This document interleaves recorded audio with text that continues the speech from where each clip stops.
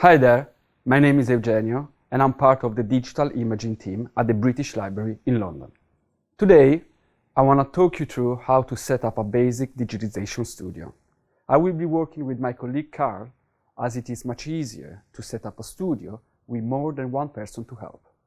Digitizing your collections will protect them for future generations to enjoy and learn from.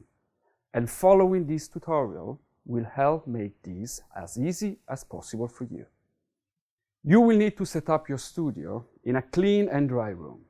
Here we are setting up in a room with natural light, and we also plan to use continuous lighting. If you have photographic lights, you can set up in a room with no natural light available. It is best to use photographic lighting or daylight rather than overhead ceiling lights, as these do not light the room evenly and can produce shadows. The basic equipment you will need includes a camera with a charged battery. It is a good idea to have spare battery available too, a fixed 50mm lens and a memory card, a copy stand or a tripod to attach your camera to. If you use a tripod, make sure it has an horizontal copy arm to angle above your collection item, a table or a stand for your collection item to rest on, a computer or a laptop to process your images, a solid-state hard drive to save your images, a constant power source for using plug-in lights and the computer or laptop. Ideally, you should use 2 photographic lights on stands. This can be flash or continuous, which means the light is on constantly.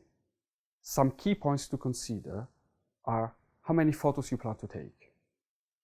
Do you have a big enough memory card or hard drive to save your files to? Do you have a server at your institution where you can back up the files? Watch our digital preservation tutorial for more information on storing your images safely. At the British Library, to get the highest quality results, we also use backing paper to act as a neutral background for the collection item. This helps to manage reflections from the light sources. A book cradle to support collection item, especially if the item is old and fragile. Plastic fingers to hold the pages down when necessary. A grayscale and a color checker card. This is important to ensure proper color management. For example, the image can be measured across the file set to ensure consistency. It would be wise to keep some lens wipes to remove any dust and dirt during the capture process. You should always replace the lens cap once you have completed the process. If you are able to find these supplies, they will help you to get the best result from your shoot. Once you have assembled your basic digitization studio, we can start to look at the camera settings required to capture the sharpest and most professional quality images for your project. For more details about setting up a digitization studio and to read about advice from previous EAP grant holders, please read the guide Remote Capture, which is freely available on the EAP website.